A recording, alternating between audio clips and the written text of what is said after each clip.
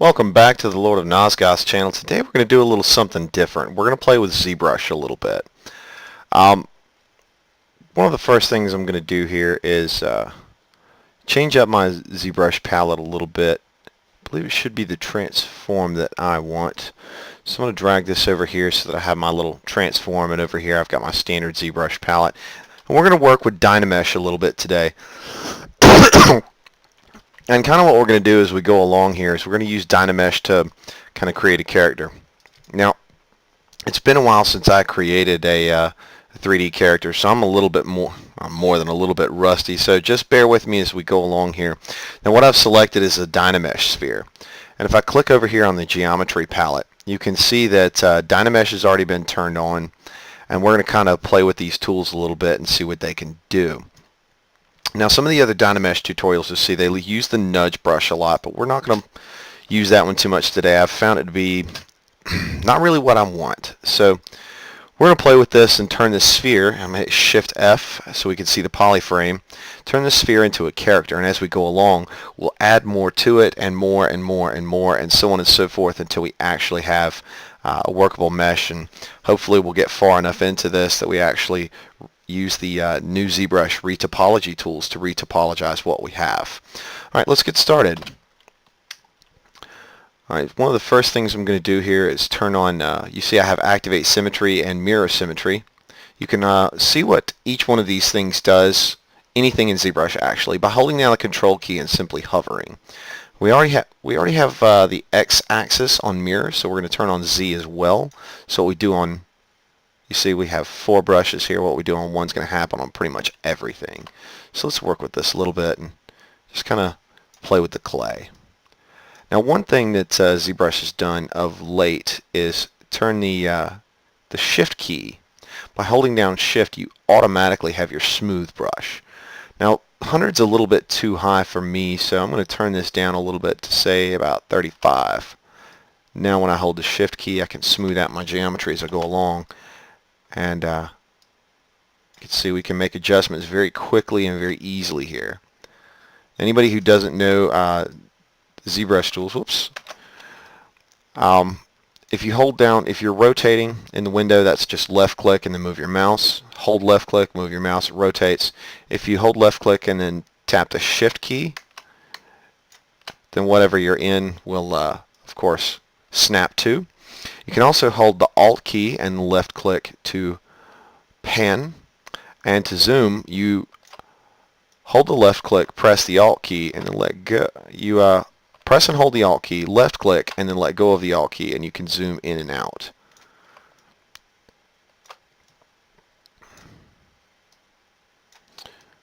So let's play with ZBrush and see if we can turn this simple Dynamesh sphere into something a little bit humanistic. Kind of flatten this out here, smooth it up as we go along.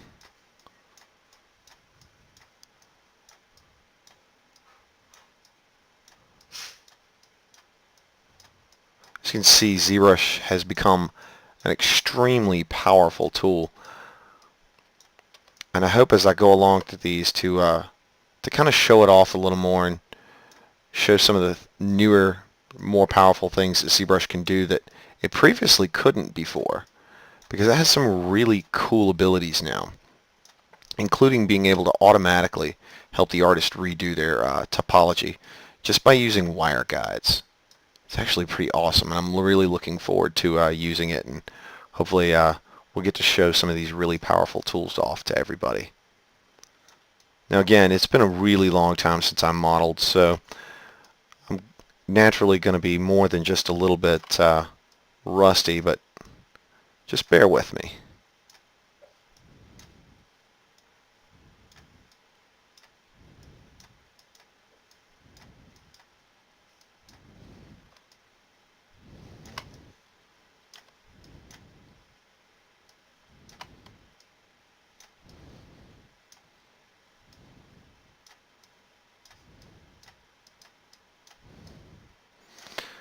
Now that we've kind of got a basic shape to work with, I'm going to turn off the Z-axis, because at this point we need to start defining what's the back and what's the chest, because As I'm sure many of you are aware, there are big differences between the two. So we're going to go over here and just turn off the Z-axis. And now we're going to use one of the newer brushes, the clay buildup. I've come to like this brush quite a lot. And in case you guys are wondering how I'm getting to the quick palette, just press and hold down on the space bar. It'll get you there pretty quickly. Now, as you can see, this is what the clay buildup brush can do on the plus, and if you hold down the Alt key on the minus, you of course get that kind of effect. That's a little too much for me. So again, I like to work in subtlety, so I'm going to turn this down to about, say, 5 or 10. We're going to work with 5 for right now.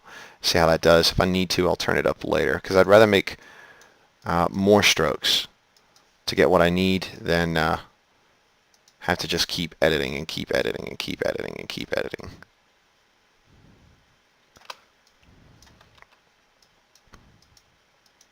Kind of going to rough this out a little bit.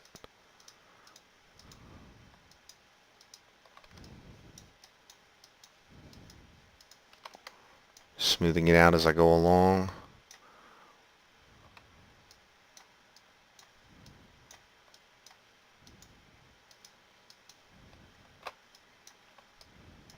Whoops. There we go. All right, cut under for the ribs here.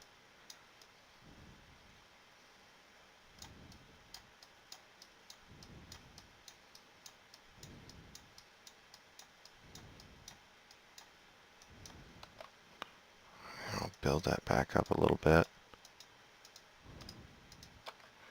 Go back through and smooth it out. Now, one thing to know about the smooth brush, not just guess at, but know, is that the smooth brush will smooth based on the area that you're smoothing. So you can actually manipulate what the smooth brush does and does not smooth out just by, like, for example, let's say I smooth out over this area, and most of my brush is on this area. As I come closer to this edge, it's going to smooth out based on everything the brush is touching. Now on this area right here, where I actually want it to be kind of recessed a little bit to show that there's a little bit of muscle tone and definition, what I'm going to do is I'm going to lower my draw size quite significantly actually, so that I'm only running along this ridge. And what that's going to do for me is allow the smooth brush to do its job without taking too much away from the ridge that I created.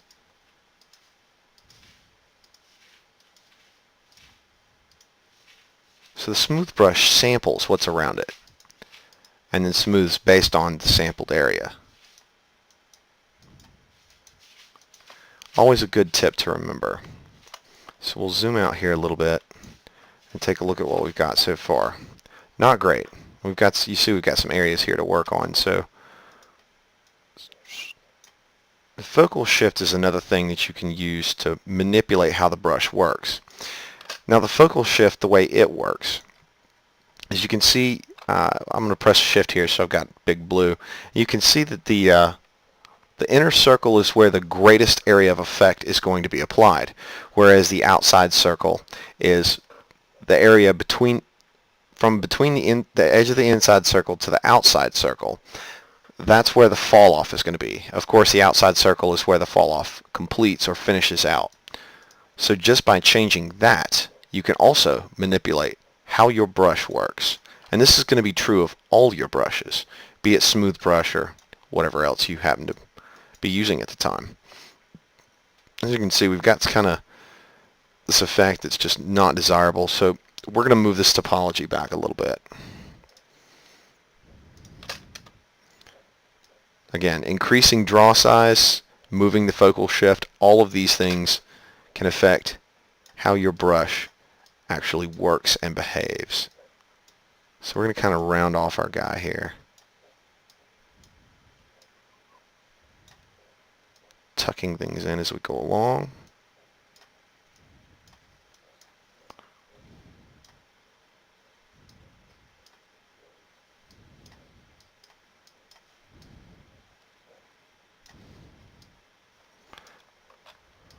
And of course, smoothing out the geometry based on the sampled area.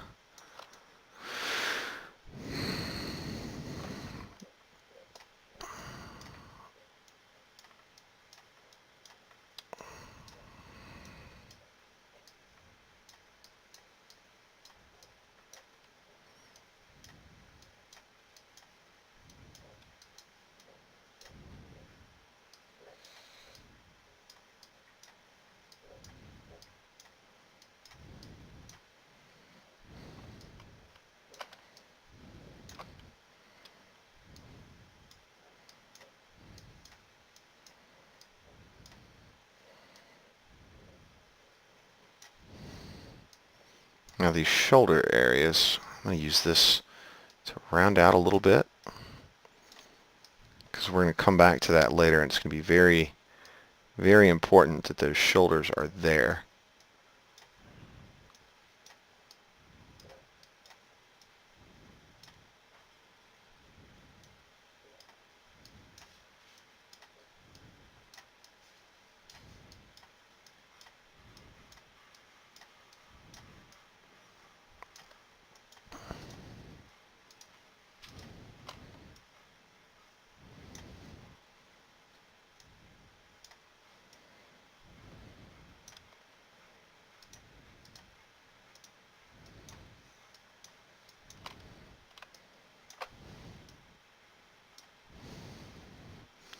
One thing I really don't like is that little ridge.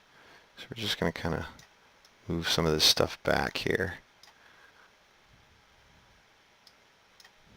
Whoops, too much. There we go. Bring this in a little bit.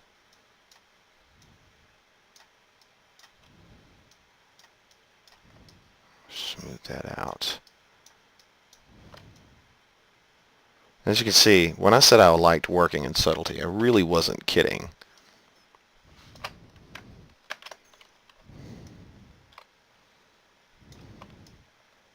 So we're starting to get our basic form here.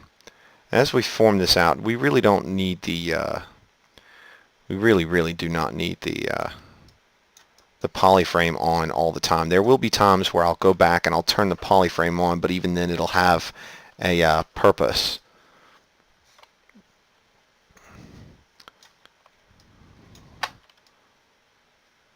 Okay, so far so good, but we're getting a kind of a basic shape here. It's looking pretty good so far. Let's shape up the back a little bit. Now I wish you guys could see what I'm doing off screen.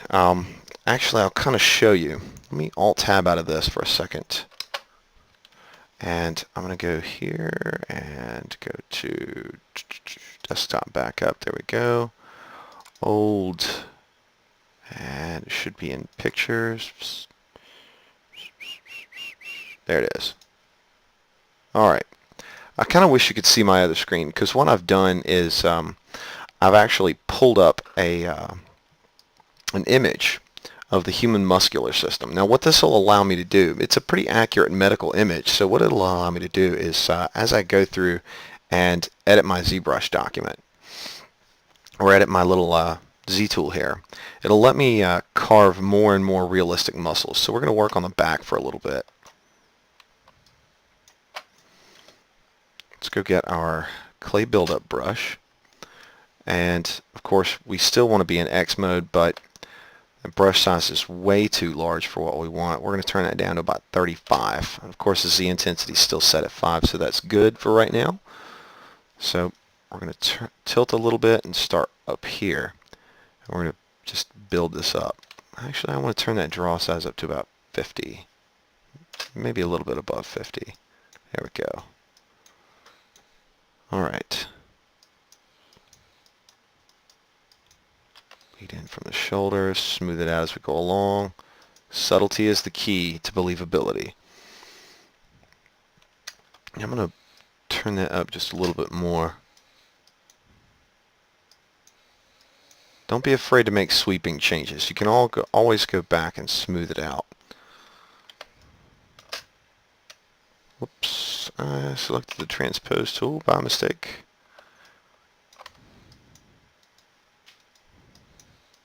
Alright.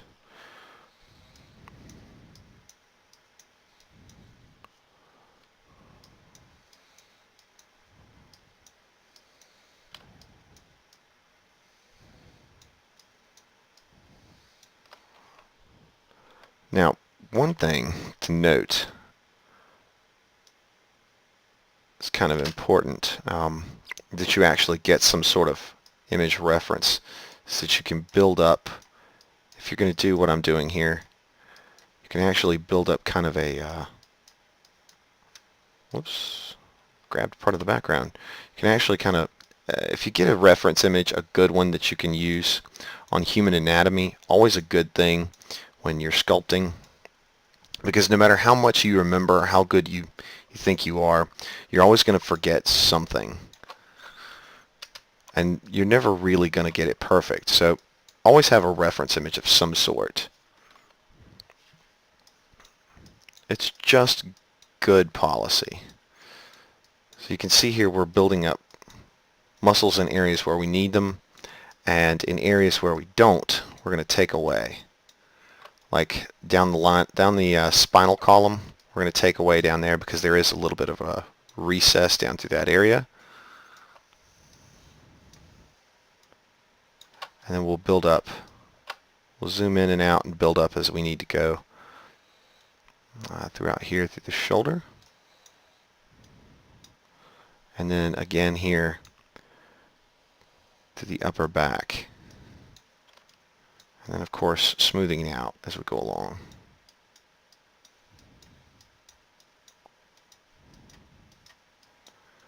Now keep in mind, at this point we're not really trying to create a final product or even a final muscular tone. We just want to give a feel of where it is. We're going to go back later when we have a higher resolution mesh and put in all of those details. So now we're going to do the same thing here on the pectorals. I don't know if anybody's ever paid attention to the way pectorals actually work, but this is pretty unrealistic. So we're going to kind of shave this down a little bit.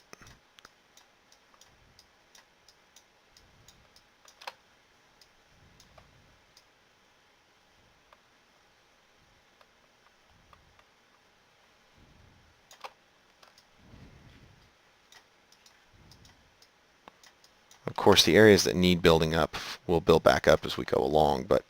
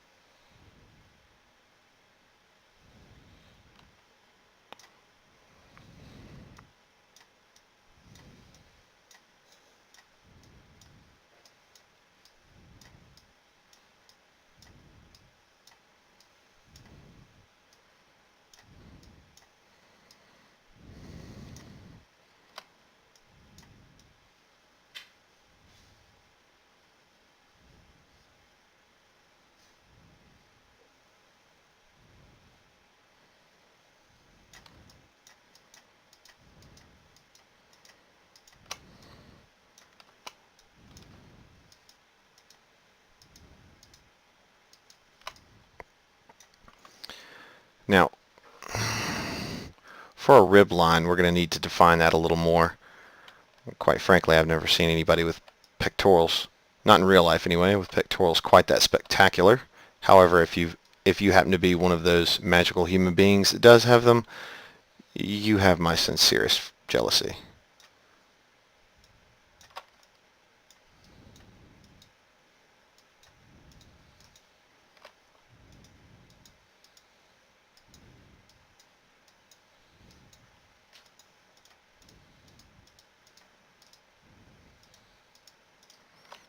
Okay, let's cut out the ribs a little more.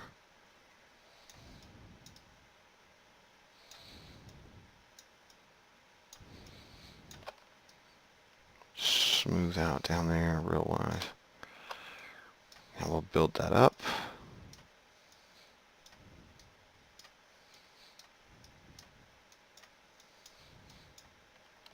Of course, smooth it back out.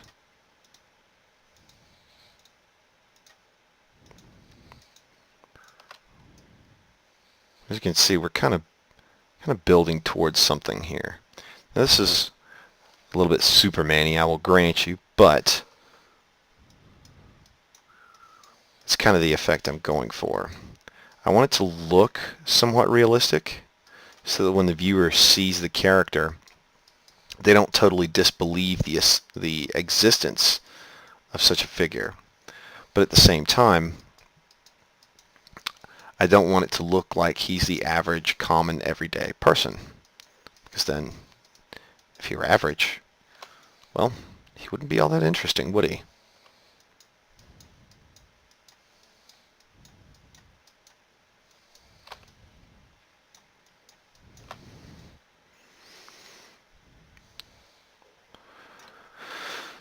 So we've got a pretty good start here. Let's go back and smooth that out, because in a minute well, in a few minutes actually, we're probably going to turn that into a clavicle line.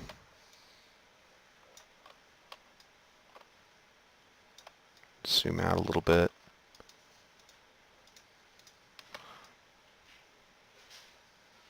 Okay, we got a little bit going here, and we've got a little bit going good, and as you can see, we've got a little bit of shoulder, but we need a little more geometry there so that we can actually create something. So this is where Dynamesh is really going to come into play, and I'm probably going to end this quick tutorial here, and as I go and do these, I'll do these nightly, and I'll just carry along and create our character. So let's do a little more real quick, and we'll add some let's add some actual shoulder geometry and some mesh, so we can have some shoulder and maybe some upper arm. It's going to be pretty simple actually. ZBrush has taken away the need of creating a base mesh in something like 3D Studio Max or Photoshop. And you're going to see that in just a moment here. So first what I'm going to do is I'm going to use the insert sphere, because shoulders are kind of spherical. Now I'm just going to draw these out here. And as you can see, I can manipulate them by the way I move the mouse. That's too big, so just draw them out one more time. That's probably about right. Now this is where it gets a lot of fun. I'm going to zoom in a little so we can see what's going on. And then I'm going to hit the W key on the keyboard, which allows me to open up the transpose tools. And we're going to move these in a little bit.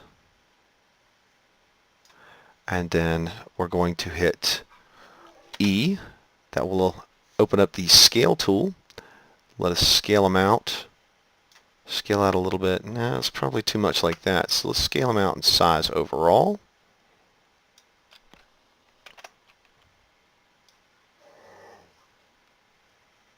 There we go. That's about right. Go back to our move tool, and we'll just sink them back in there a little bit. Now we need to make sure that they're right both directions. Just redraw the line and position them as needed. Now I remember telling you guys I would turn on polyframe from time to time just so I could get a better view of what's going on. Now this is one of those times where I'm going to do that.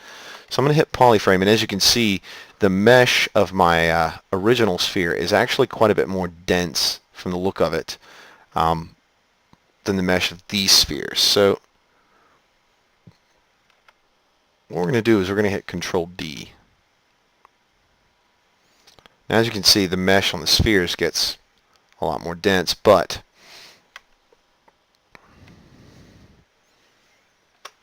turn polyframe off. Now we're going to hold the Control key and just drag out here in open space. That'll unmask it.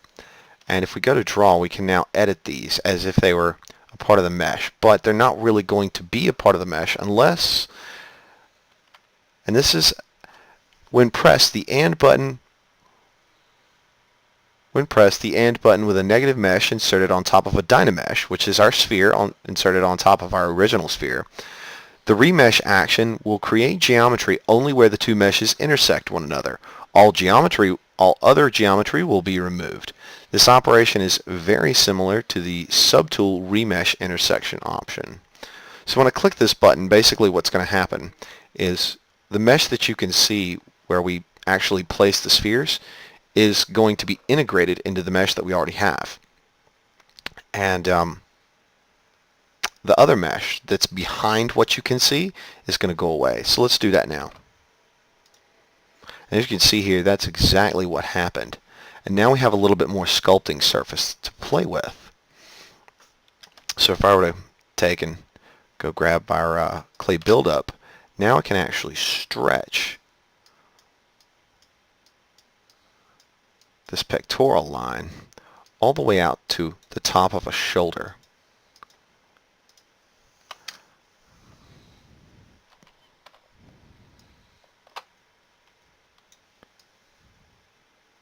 So now we're going to add some arms. Now that we have this shoulder mesh that we can manipulate and play with and we can create, and now we're going to add some arms. And just like with the spheres, we're going to start with something really basic. So opening up our brush palette here, we're going to grab Insert Cylinder. And I'm going to rotate so we can see about where we want to place it. We'll just draw out some cylinders. I want to make it about the size that we want in finality. Okay, now we've got what we need. We're going to rotate around here. And the first thing we're going to do is we're going to hit R. And using our transpose tool, we're going to rotate these back a little bit. We want them to be almost straight up and down, so we'll hold the Shift key. Now we'll come back to the front view again, and we'll remove our transpose tools, and we're going to rotate them this way, and then hold the Shift key. We're going to try to get them about as level as we can. There's a reason for this. I hit W, and I'm going to redraw my transpose tool. And now I'm going to move these bad boys out a little bit. Now, of course, you remember I was saying that there was a reason for this. So now I'm going to scroll down here to the deformation on our tool palette, and you can see that there's a size right here. So I'm going to turn off X and Z, and now I can resize my cylinders. Of course, I'm going to have to move them again, but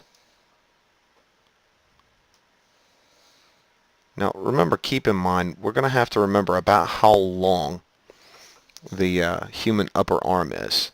And this is about the right length. Guys, if you doubt, what I want you to do is stand in the mirror and holding your arms at your sides. Your elbow is going to come to the bottom of your elbow is going to come to right about the very bottom of your rib line.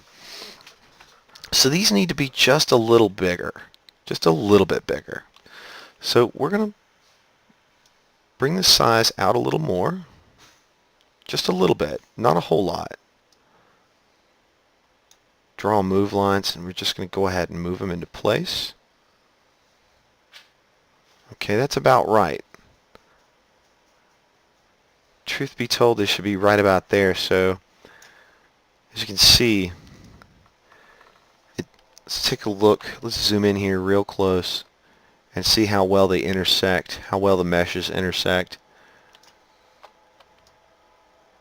It looks like they're intersecting okay. We could probably stand to use a little bit more size, but so we're just going to up that up just a hair. There we go. Perfect. Now we zoom out, make sure everything's where it should be. Probably just a little long, so we'll put that inside there a little bit, right about there. And of course, now I want to rotate this out. So I'm going to grab my rotate tool, I'm going to redraw my line, and then down here, because I want the pivot point to be up, I'm going to rotate out a bit.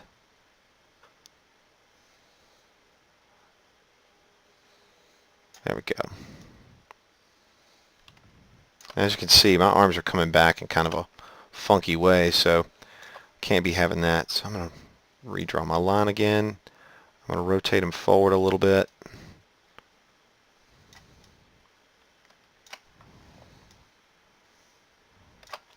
And then, of course, I want to move them out just a little bit. Now, anybody wanting to know how I'm doing these quick switches, the Q will of course select draw, the W will select move, E selects scale, and R selects rotate.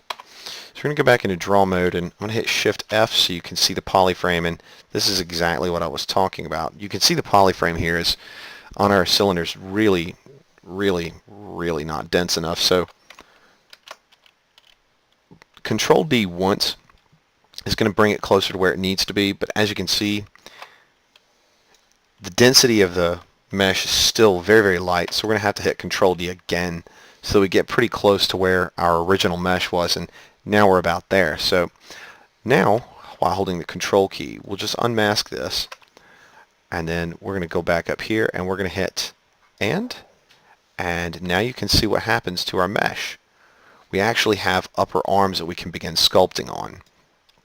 So of course, let's select a brush that we can actually sculpt with. I'm going to start with a clay buildup brush. Let's zoom in a little bit here. I'll hit Shift F to turn off my polyframe and start building up the shoulder joint here. And of course, I'm not trying to make it perfect out of the gate. What I'm trying to do mostly is just build up where the back muscles meet and intersect at the shoulder, and of course the shoulder itself. And I'm going to use the smooth brush to kind of smooth out the results as I go along.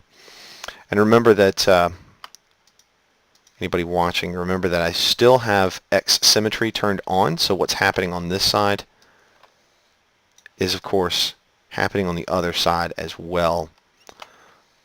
Now, as you can see, we never really smoothed out what happened when we inserted the spheres for shoulder geometry.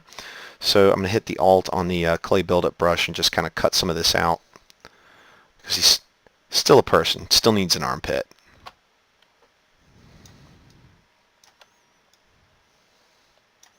Just going to kind of cut that out there. Smooth it out a little bit as I go along.